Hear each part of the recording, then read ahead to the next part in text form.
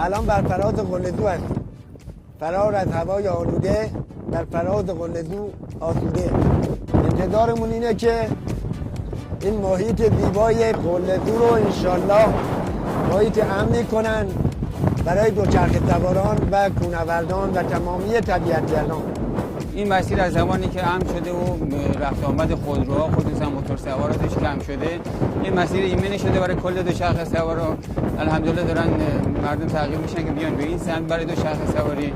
امیدوارم که شهرداری یا هر کسی که به حال متولی این هم هست به این کارش هم ادامه بده، ان شاءالله که بتونیم مسیر ایمنی حداقل برای دوچرخه سواری و دوچرخه سواری شهر